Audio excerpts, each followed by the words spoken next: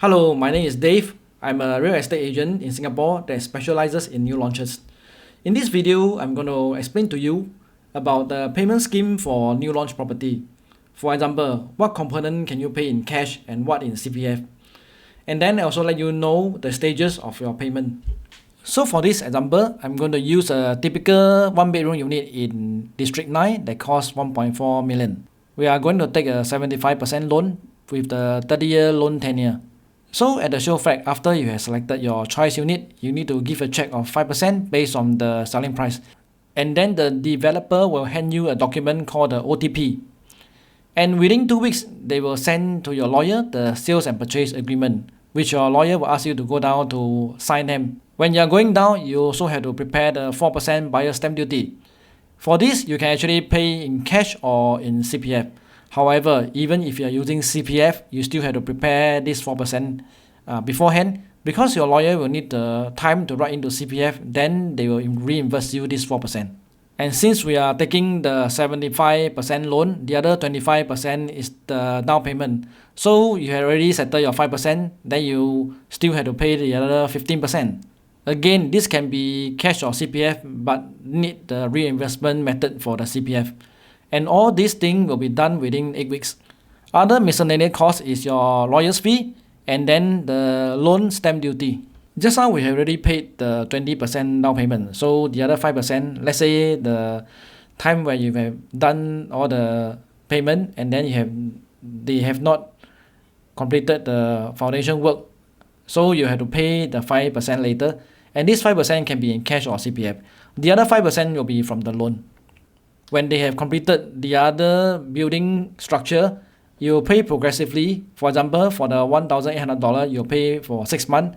And then after 1 year or 1.5 years later, you pay up to about $2,000. And during the OTP, which is about more than 2 years later, you have to pay about $4,095. And finally, your full mortgage payment is $5,142. This is when you can already start to rent out your units. And yes, even for private property, you can also use your CPF OA to pay. So let's say that we have rented out our one-bedroom unit at $4,400. So after deducting the CPF and adding the rental, you have about $1,258 cash left over. And with this money, you can use it to pay the maintenance fee. That is about 300 plus, around there. Let's say you're buying this property for investment, to rent it out, or you want to have the dual purpose of renting it out or even for own stay. Then make sure that this property you buy will have those criteria that will attract the right kind of tenant.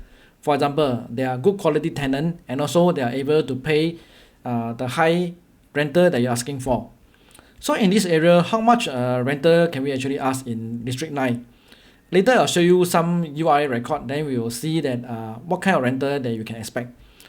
So come back to the criteria. One of the criteria is make sure that they are near the MRT station.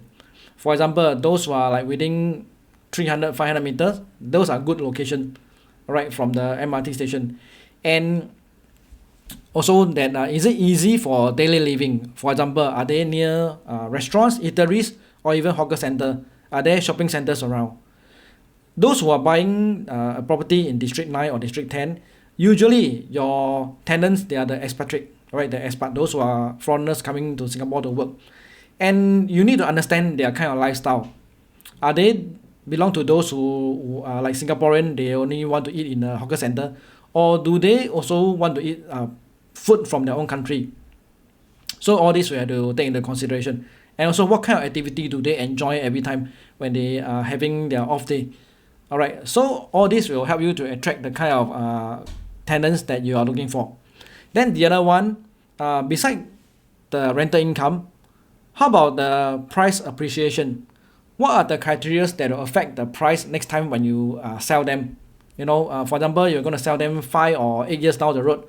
Are there anything that's attractive in this area that will attract people who will come and buy your property?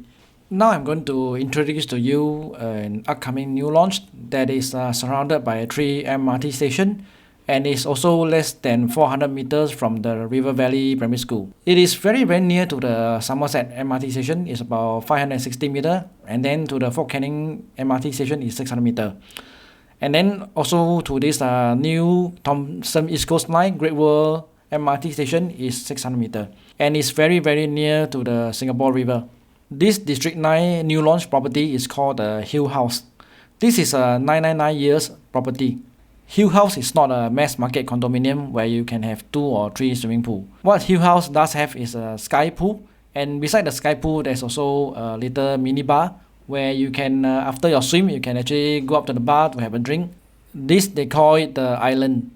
And you also have many corners to chill up at the roof terrace. It also has a good sized gym that you can have an unblocked view. The reason why you can afford unblocked view is because, as the name implies, it's built on a hill. And since it is a north-south facing condominium, you will not have the problem of the morning sun or the afternoon sun. So with all these criteria, exactly how much rental can we command for the 1-bedroom unit in this District 9? We will use the nearby condo and look at their rental. So for the 400 plus square feet unit, you can rent from $3,800 to $4,400 for a fully furnished unit. For a 700 plus square feet unit, you can rent from $6,000 to $6,900. So how much will the Hill House unit cost? For one bedder, we are estimating that it will be in the region of 1.4 million. Since it have not been launched, so I don't even have the real prices yet. However, the most interesting thing about this Hill House is they have a 1+1 1-bedder unit. And the +1 is like a study area. However, it's big enough for you to put a 1 single bed, which means if you buy this unit, you can actually rent out as a 2-bedder unit. There are more interior design of this Hill House condominium, which is very trendy, that I cannot show you because it have not been launched yet. And by the way, the preview is on the 5th of November. If you are keen to take a look, you can contact me through my WhatsApp. So who is this Hill House condominium for? I think it will be for those who are singles, those who have just started to work. Right, this will be your very good first property, as the price is very reasonable in the context of a District 9 property. And also those who have just started your family, right, a small family. I think this is a very good location, and since it's also near to the River Valley Primary School, I think it's very optimum for you to buy your first private property here. Hill House is somewhere behind this condominium, so just a few minutes walk will bring you to this Robertson Quay that is beside the Singapore River, and you may recognize this colorful bridge. So if you were to run along this Singapore River, it will bring you to the MBS area, and from there you can actually connect you to the Gardens by the Bay, and from there you can actually run all the way to the East Coast or to cycle there. If you were to run towards this direction, it will bring you to the Great World Shopping Mall. So as you can see, the location is very versatile. It will bring you to many famous places in Singapore. Our show flat preview is on the 5th of November. Just drop me a text in WhatsApp and I'll arrange the time slot for you. Bye.